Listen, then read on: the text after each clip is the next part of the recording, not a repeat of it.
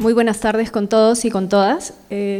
Soy Minda Bustamante y voy a hablar del tema de derechos de los pueblos indígenas y la inclusión de este tema tan importante en el Código Electoral peruano. Yo agradezco la invitación del Jurado Nacional de Elecciones, de IDEA Internacional y de los organizadores para hablar de un tema que en verdad a veces parece como la colita de los temas importantes, pero es uno de los… La participación de los pueblos indígenas debe estar y está en general en todo lo que hacemos, más aún cuando ya se va a cumplir el bicentenario de la independencia del Perú, en estos 200 años, ¿qué se ha hecho? ¿Dónde han estado en las consideraciones políticas los pueblos indígenas? No solo en el caso del Perú, sino en el caso de América Latina.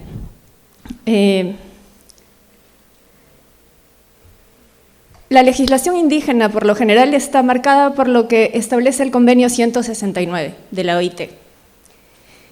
Y este convenio nos trae a colación la diferencia entre lo que son los derechos individuales y los derechos colectivos de los pueblos indígenas. En América Latina, los pueblos indígenas son más de 60 millones. Y el Convenio 169 es reciente. Se da recién en 1991 y esto genera un cambio de paradigma en cómo vemos a los pueblos indígenas, cómo vamos asumiendo la lucha por los derechos colectivos versus los derechos individuales. Este es un tema que sigue generando diferencias en la legislación y en cómo comprendemos los abogados, por lo general, el ejercicio de derechos. Para nosotros, desde la concepción romana o desde la concepción jurídica, pensamos siempre desde lo individual. Es más, el derecho al sufragio también es un derecho individual. Pero en el caso de los pueblos indígenas, se introduce esta nueva forma de observar los derechos colectivos. Esto genera innovación en las legislaciones.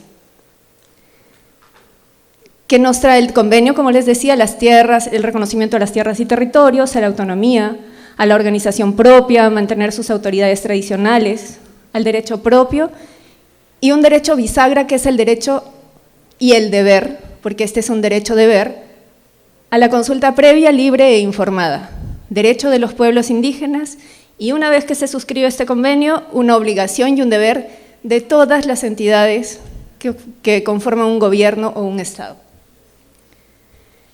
El convenio 169 ha sido ratificado por casi todos los países de América Latina, a excepción del Uruguay. Argentina en el 2000, Bolivia en el 91, Brasil en el 2002, Chile recientemente en el 2008, Colombia en el 91, Ecuador en el 98, Paraguay en el 93, Perú en el 94 y Venezuela en el 2002. Ese es el marco del reconocimiento de este tratado. ¿Y por qué es importante? Porque se deben generar, el artículo 33 del convenio establece que se deben generar cambios en las legislaciones internas y en la forma de administración de los gobiernos, algo que por lo general no ha pasado. Este es un pequeño cuadro en el que se ve la participación de cuotas indígenas en América Latina y en la representación en los congresos. En Argentina no existe. ¿Hay un reconocimiento constitucional de pueblos indígenas o de diversidad cultural? Sí. En Bolivia hay 7 escaños, en partidos indígenas y no indígenas. En Brasil no hay, pero sí hay un reconocimiento de diversidad cultural. Colombia también tiene un reconocimiento de diversidad cultural. Chile no tiene reconocimiento ni de diversidad cultural a nivel constitucional ni de pueblos indígenas. Ecuador lo tiene. Paraguay también de diversidad cultural, el Perú también, el artículo 19. Venezuela sí lo tiene. Y Panamá tiene 5 escaños, no ha ratificado el convenio 169. La participación política es a través de partidos tradicionales. Y tiene un reconocimiento, sí, también de la diversidad y de las comarcas indígenas en la Constitución. El caso de Panamá es un caso interesante porque si bien no ratificó el convenio 169, tiene 9 pueblos indígenas Y lo traigo a colación porque la definición territorial es muy importante. La definición territorial de pueblos indígenas en Panamá reconoce 5 comarcas indígenas reconocidas en la Constitución. Y solo esos 5 pueblos de 9 tienen visibilización en el Congreso. Y de esos, solamente 2 que tienen circunscripción territorial definida y relacionada con el pueblo indígena, son los 5 representantes de un Congreso de aproximadamente 90 personas. Entonces, en general, ya sea con escaños o con cuotas, los pueblos indígenas siempre están subrepresentados en los parlamentos nacionales. Entonces, para que tengamos en cuenta, la mayor parte de países incluye la participación de pueblos indígenas por medio de partidos políticos tradicionales. Casi ninguno habla de partidos políticos indígenas o de movimientos propios de los pueblos indígenas, o de formas como ellos deseen participar en la vida política de los países. La experiencia latinoamericana señala que en las listas los representantes de pueblos indígenas muchas veces son puestos como relleno, casi lo mismo que les pasa a las mujeres. Y el caso de las mujeres indígenas es mucho más crítico, si se trata de cuotas en listas parlamentarias. Los candidatos presidenciales, por lo general, enarbolan derechos y temas relacionados con pueblos indígenas hasta que se acaba la campaña y salen electos. Después, todos los temas referidos a derechos de pueblos indígenas se van diluyendo, en general en América Latina. En el caso de Chile, que es en el que yo vivo hace 10 años allá, pasa lo mismo. Se habla de los derechos de los pueblos indígenas en el tiempo de la campaña electoral y después se diluyen. Casi todas las legislaciones y casi toda nuestra concepción legal hablaba, antes de la entrada en vigencia del convenio, de la integración. Todas las repúblicas latinoamericanas pensaron en la integración de las poblaciones indígenas al total. Seamos todos iguales, todos con los mismos derechos, vamos avanzando hacia la igualdad, lo que efectivamente ha invisibilizado las diferencias y sobre todo a las poblaciones indígenas, porque la igualdad está solo escrita y es solo legal, pero no es real, ni tampoco es efectiva. Y el convenio trae ese cambio de paradigma. Ya no pensar en la integración, ni en cómo integramos a los pueblos indígenas a lo que nosotros somos, sino después de toda esa resistencia, ¿cómo les reconocemos? ¿Cómo los estados garantizan que estos pueblos van a poder ejercer su propia organización política en su territorio, sus propios derechos, su propio derecho a la participación política, al derecho? En el caso del Perú, el artículo 149 de la Constitución reconoce el ejercicio del derecho propio de los pueblos indígenas. Algo que cuando uno estudia derecho acá, casi no lo sabe. Y después empiezas a darte cuenta de la pervivencia, de la supervivencia y de la resistencia de los pueblos indígenas y de la necesidad de que los estados garanticen esto. Que era lo que hablaba, que quedan muchos retos. Yo les voy a hablar del caso de Chile. ¿Y por qué pongo esta foto? Porque los temas de pueblos indígenas tienen que llegar al más alto nivel de los partidos, porque la relación con los pueblos indígenas tiene que ser política. ¿Y qué pasó en el caso de Chile? Como les mostré en un primer momento, no existe reconocimiento constitucional, ni siquiera de la diversidad cultural. ¿Qué se hizo? Se quería hacer un cambio de reforma constitucional en el tiempo de la presidenta Bachelet. Y estaban en lo mismo, son 4 años de gobierno, un proceso de reforma constitucional implica tiempo, implica cambios. Pero para poder hacer una reforma constitucional, para poder incluir temas que afecten los derechos de los pueblos indígenas, ¿qué era necesario hacer? Una consulta. El proyecto de reforma constitucional se retrasó para esperar que el Estado cumpla con su deber de hacer la consulta sobre el reconocimiento constitucional y participación política de los pueblos indígenas. vuelvo a la foto, porque ahí están los consejeros indígenas, está el ministro de Desarrollo Social, está la presidenta, está el ministro del Interior, y esto tengo que contarlo porque en Chile antes se ratificó el convenio 169 en el 2008, después de 2 controles constitucionales. No es simplemente que el Congreso lo acepta, sino que hay que hacer un control constitucional. Y el ministro del Interior era magistrado del Tribunal Constitucional en ese tiempo y señaló en un voto unitario que no podía entrar en vigencia este convenio porque la legislación chilena no reconocía el concepto de pueblos diversos, pueblos indígenas, lo cual fue rebatido después con la puesta en práctica. Por eso es importante, el derecho internacional de los derechos humanos necesita una aplicación efectiva, muchas veces más que una reforma legal. En Chile, desde la entrada en vigencia del convenio 169, ya se han hecho 129 consultas indígenas y 14 consultas indígenas nacionales que tienen que ver con reformas legales. Si hay alguna medida que tenga que pasar al Congreso para hacer alguna modificación o algún tema que tenga que ver con los derechos de los pueblos indígenas, tiene que haber una consulta prelegislativa. Entonces, ¿qué se hizo en el caso de Chile? Hubo primero un proceso participativo, que tomó tiempo, sí, porque muchas veces los tiempos de los estados no van con los tiempos de los pueblos indígenas. Y esa es una realidad que tenemos que asumir desde los estados, porque se nos acaba el tiempo, sí, como gobierno, pero el tiempo de los pueblos indígenas está, y es necesario que se respete. Entonces se hizo en primer lugar un proceso participativo que se amparó en el artículo 7 del convenio. Tenía temas importantes como autodeterminación, territorios, reconocimiento. Para los pueblos indígenas, en el caso de Chile, era importante el reconocimiento de la plurinacionalidad, lo que para los abogados que después analizaron el proceso participativo implicaba un cambio legal y de paradigma más importante. Porque ¿cómo organizas un Estado unitario como el chileno y lo conviertes en un Estado plurinacional? Eso no cabía ni tuvo espacio en las mentes de los abogados, de los constitucionalistas, y no se incluyó en la propuesta del Estado.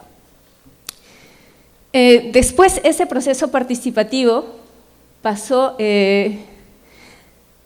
Chile tiene 9 pueblos indígenas reconocidos solamente por ley: Mapuche, Aymara, Quechua, Diaguita, Coya, Rapa Nui, Atacameños, Cahuáscar y Yagán. Estos 2 últimos pueblos están en el extremo sur, los comparten con Argentina, y del pueblo Yagán quedan 120 personas. Es un caso ya de casi desaparición. No hay escaños reservados, pero se hizo primero el proceso participativo que les decía y después viene el proceso constituyente. ¿Por qué lo traigo a colación? Porque de acuerdo a las investigaciones que se han hecho, de acuerdo a los informes del relator James Anaya, que es el relator de las Naciones Unidas, ahora está Virginia Tauly, antes de establecer algún tipo de reforma constitucional que afecte derechos de los pueblos indígenas, se tiene que hacer una consulta. En el caso de Chile, por ejemplo, decían, pero ¿por qué tenemos que hacer una consulta a los pueblos indígenas si es que esta medida solo los va a favorecer? Podríamos decir lo mismo en el caso peruano. ¿Por qué se tiene que hacer una consulta si una medida de reconocimiento de cuotas solo los va a favorecer? Pero ya hay varias opiniones de estos comités de expertos y de los relatores que las medidas tienen que ser consultadas. Y más aún, si uno piensa que tiene que haber que los va a favorecer, tiene que haber un consentimiento que va un poco más allá de lo que es la consulta. Entonces, el relator James Anaya dice, sí, existen procesos de reconocimiento constitucional en Chile, proyectos de ley, presentados por la presidenta Bachelet en su primer gobierno, presentados por iniciativas parlamentarias, pero no pueden reformar una constitución si no hay una consulta. Y se hizo la consulta. Era una oportunidad única y bueno, se hizo de junio a noviembre del 2017. Estaba por acabar el gobierno, Pero la presidenta en ese momento dijo que no quería presentar un proceso de reforma constitucional sin una consulta previa y sin los temas que reconozcan y aborden los derechos de los pueblos indígenas. Participaron los 9 pueblos y había una experiencia de consulta. Se llevaron a cabo 5 etapas, primero la entrega de información, la segunda, que es en general en todas las legislaciones que hablan de consulta, hay la etapa de la entrega de información, la etapa del debate interno de los pueblos indígenas y después la etapa importante la etapa más importante y política es la que habla del diálogo con el Estado, que es distinto a un proceso de participación, porque en un proceso de participación uno como Estado simplemente informa de lo que piensa hacer y los pueblos escuchan, pueden dar su opinión, pero no existe, como en el caso de la consulta, esta etapa de diálogo político, que es una etapa importante porque ahí es donde se pueden hacer los cambios o llegar a negociaciones sobre cómo, cuándo y por qué establecer estos derechos diversos. Se finalizó el diálogo con representantes validados por los estados, fue un diálogo largo que culminó en 5 días de trabajo, reunidos los representantes del Estado con los representantes electos por los pueblos indígenas para poder participar. El último día del proceso terminamos a las 5:30 de la mañana. Fue una jornada porque se tenía que acabar, pero llegamos a acuerdos parciales y acuerdos totales. 2 de los acuerdos más importantes fueron el reconocimiento de los pueblos indígenas y el otro fue el de la participación política con escaños reservados, porque el tema de cuotas no garantiza una efectiva posición en el Congreso al momento de definir las políticas públicas y cómo se van a debatir los derechos de los pueblos indígenas, que tal como vimos en el convenio 169 reconoce derechos a tierras, territorios, recursos, organización política, es decir, si no hay participación política de los pueblos indígenas, ¿cómo se pueden abordar esos temas importantes para ellos? Las Naciones Unidas fueron garantes del proceso, se concluyó en un acuerdo, como les decía, totales y parciales, y eso pasó después a la redacción del proyecto de reforma constitucional. Eso es lo que proponía el Estado, que hablaba del reconocimiento constitucional, que era la existencia de los pueblos indígenas que habitan un territorio, el derecho de los pueblos indígenas a conservar y fortalecer su historia, identidad, cultura e idiomas. Es el deber del Estado de tomar medidas que garanticen estos derechos. O sea, porque algo que salió en el proceso es que el Estado no debe velar por los derechos de los pueblos indígenas. La palabra velar implica una función que no garantiza los derechos. Y desde ese momento decidieron que los derechos se garantizan por los Estados. Bueno, esos fueron, y en el caso de la participación política, se habló de eso, ¿no? Instancias de representación política en el Estado y con escaños reservados. Chile tiene, de acuerdo al último censo, un 12% de población indígena. Por lo tanto, solicitaban el 10% por lo menos de los asientos de los diputados. Y bueno, la ley iba a establecer las formas de lo que había. Esto quedó en un proyecto de ley que en el sistema institucional chileno está aún en discusión, que no ha sido abordado, pero voy a la importancia de la consulta. Y yo realmente creo que es muy importante que se hable del tema de la participación de los pueblos indígenas. Pero ¿por qué les refería a la consulta? Porque considero que los estados en este momento, tal como han hablado mis antecesores expositores, no puede hablar solo de lo que establece la ley, o no podemos seguir haciendo las cosas como siempre las hemos hecho.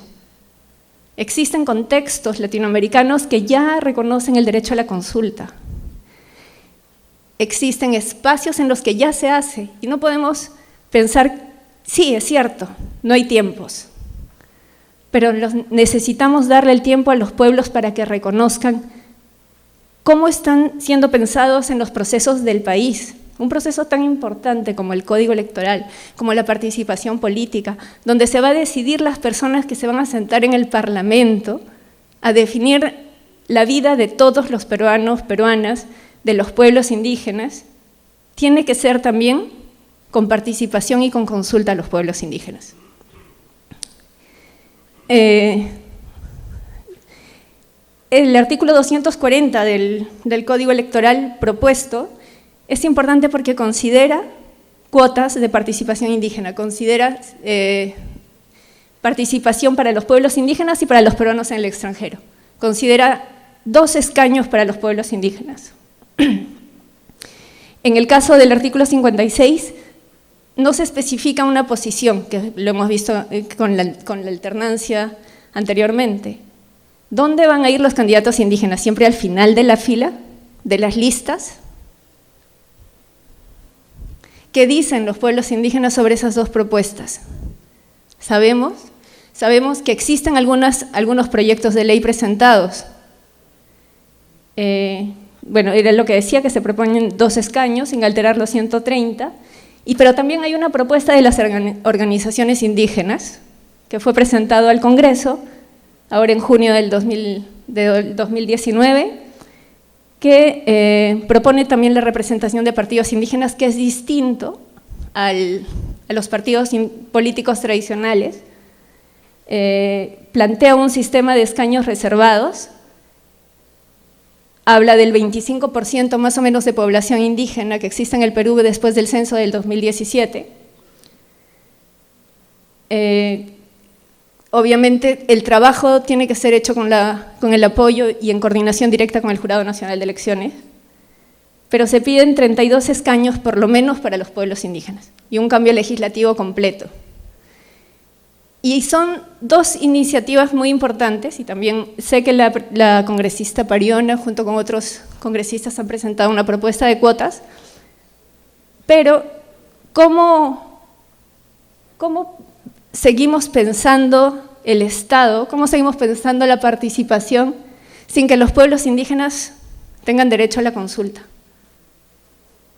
Y entonces, el convenio 169, y vuelvo a lo que empecé, es un instrumento vinculante para los gobiernos que lo suscriben. El Tribunal Constitucional peruano, en una sentencia, la 0022 del 2009, le otorga un rango constitucional al convenio 169.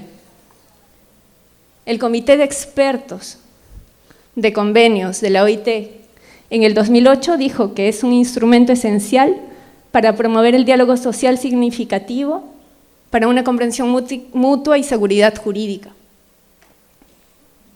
¿Qué nos dice la ley del derecho a la consulta previa peruana? Que las entidades estatales deben identificar bajo responsabilidad las propuestas de medidas legislativas o administrativas que tienen una relación directa con los derechos colectivos de los pueblos indígenas, entre otras cosas.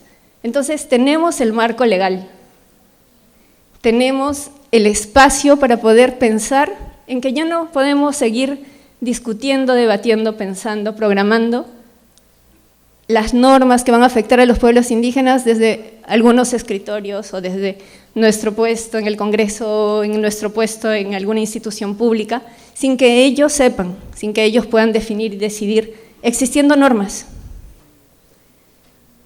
Existen análisis latinoamericanos sobre la ineficacia de las cuotas y la necesidad de escaños reservados, que es algo que se releva de la decisión del Jurado Nacional de Elecciones de poder incluir escaños reservados en el Congreso.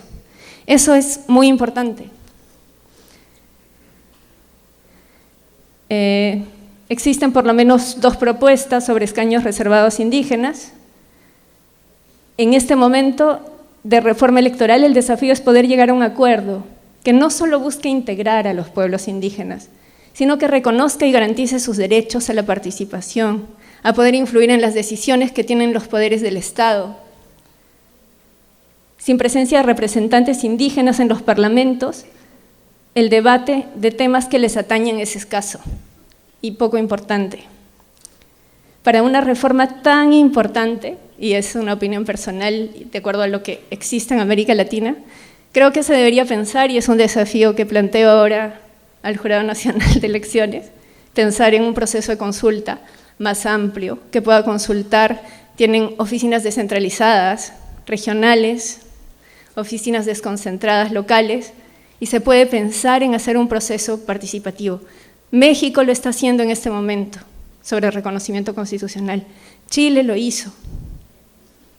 Podríamos hacer algo así. Muchas gracias.